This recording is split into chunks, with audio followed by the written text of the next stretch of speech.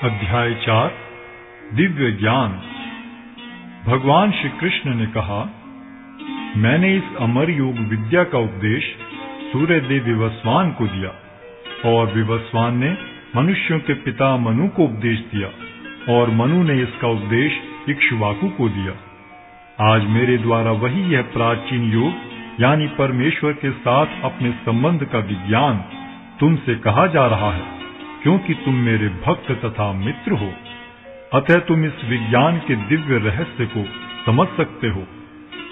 इस प्रकार यह परम विज्ञान गुरु परंपरा द्वारा प्राप्त किया गया और राज ऋषियों ने इसी विधि से इसे समझा, किंतु कालक्रम में यह परंपरा छिन्न हो गई। अतः यह विज्ञान यथारूप में लुप्त हो गया लगता है। अर्जुन ने कहा, सूर्यदेव विवस्वान आपसे पहले हो चुके हैं, तो फिर मैं कैसे समझूं कि प्रारंभ में भी आपने उन्हें इस विद्या का उपदेश दिया था? श्री भगवान ने कहा, तुम्हारे तथा मेरे अनेकानेक जन्म हो चुके हैं। मुझे तो उन सबका स्मरण है, किंतु हे परंतप, तुम्हें उनका स्मरण नहीं रह सकता है।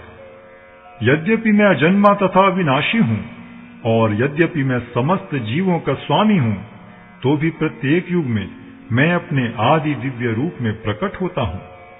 हे भरतवंशी, जब भी और जहां भी धर्म का पतन होता है और अधर्म की प्रधानता होने लगती है, तब तब मैं अवतार लेता हूं। भक्तों का उद्धार करने, दुष्टों का विनाश करने तथा धर्म की फिर से स्थापना करने के लिए मैं हर युग में प्रकट होता हूं।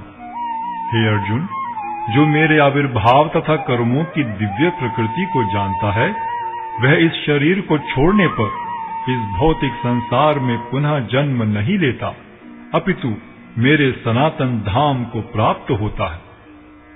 आसक्ति, भय तथा क्रोध से मुक्त होकर, मुझ में पूर्णतया तन्मय होकर और मेरी शरण में आकर बहुत से व्यक्ति भूतकाल में मेरे ज्ञान से पवित्र हो चुके हैं।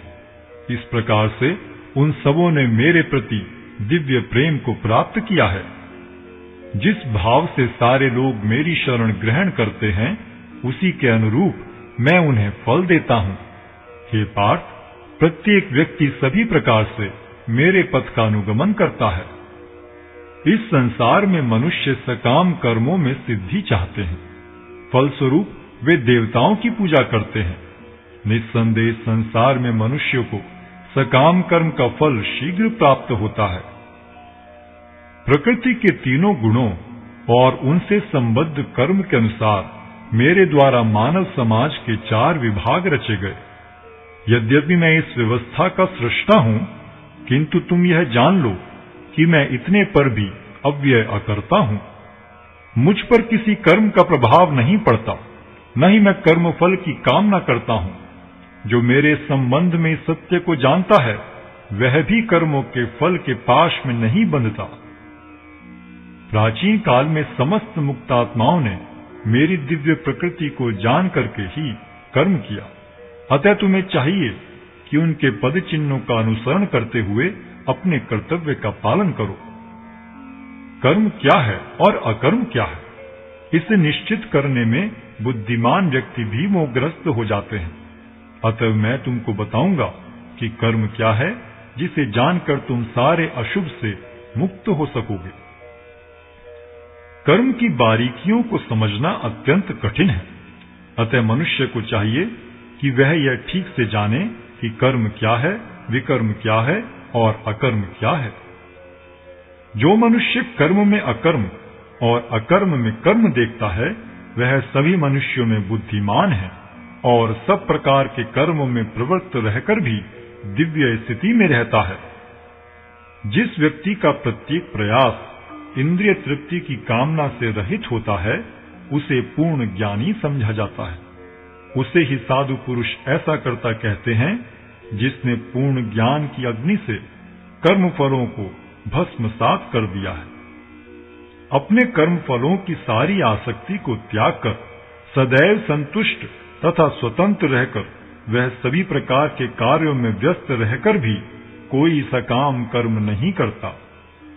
ऐसा ज्ञानी पुरुष पूर्ण रूप से संयमित मन तथा बुद्धि से कार्य करता है, अपनी संपत्ति के सारे स्वामित्व को त्याग देता है और केवल शरीर निर्वाह के लिए कर्म करता है। इस तरह कार्य करता हुआ वह पाप रूपी फलों से प्रभावित नहीं होता है। जो स्वतः होने वाले लाभ से संतुष्ट रहता है, जो द्वंद्व से मुक्त है और ईर्ष्या नहीं करता, जो सफलता तथा असफलता दोनों में स्थिर रहता है, वह कर्म करता हुआ भी कभी बंधता नहीं। जो पुरुष प्रकृति के गुणों के प्रति अनासक्त है और जो दिव्य ज्ञान में पूर्णतया स्थित है, उसके सारे कर्म ब्रह्म में लीन हो जाते हैं। जो व्यक्ति कृष्ण भावनामृत में पूर्णतया लीन रहता है, उसे अपने आध्यात्मिक कर्मों के योगदान के कारण अवश्य ही भगवत धाम की प्राप्ति होती है, क्योंकि उसमें हवन आध्यात्मिक होता है और हवि भी आध्यात्मिक होती है। कुछ योगी विभिन्न प्रकार के यज्ञों द्वारा देवताओं की भली भांति पूजा करते हैं और कुछ परब्रह्म रूपी अग्नि में आहुति डालते हैं। इनमें से कुछ विशुद्ध ब्रह्मचारी श्रवणादि क्रियाओं तथा इंद्रियों को मन के नियंत्रण रूपी अग्नि में स्वाहा कर देते हैं, तो दूसरे लोग इंद्रिय विषयों को इंद्रियों की अग्नि में स्वाहा कर देते हैं।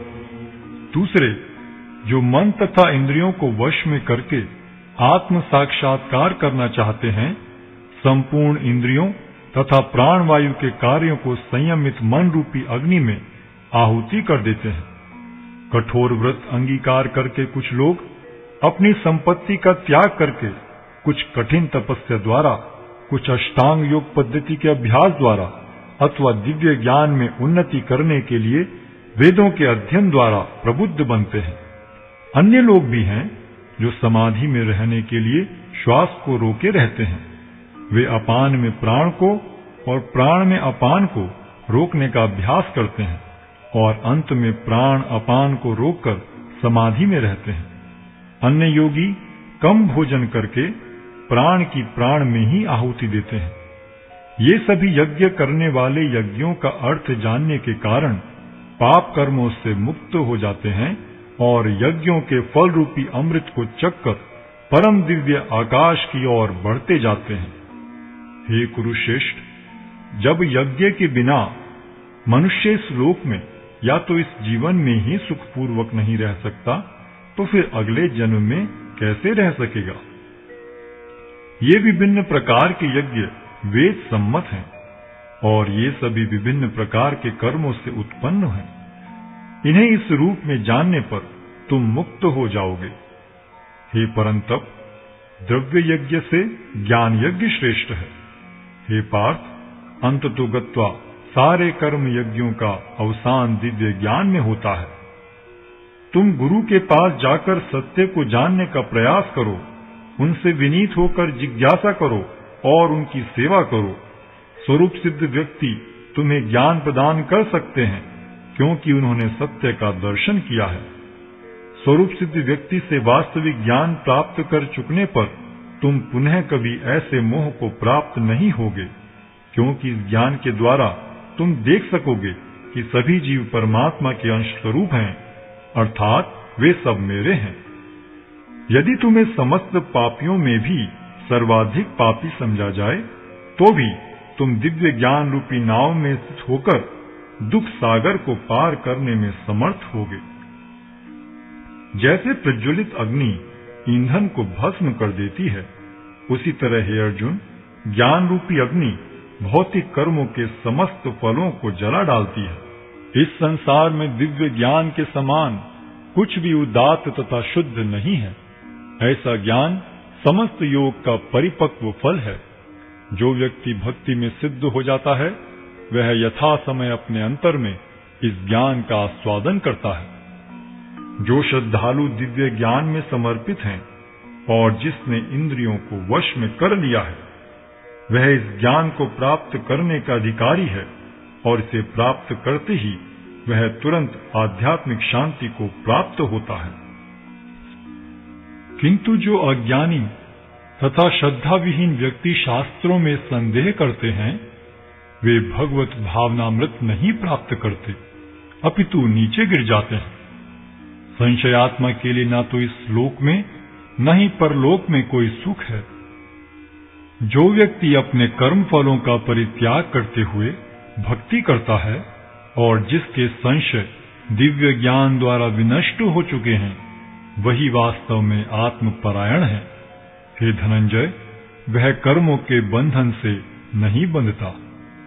अतएव तुम्हारे हृदय में अज्ञान के कारण जो संशय उठे हैं, उन्हें ज्ञान रूपी शस्त्र से काट डालो।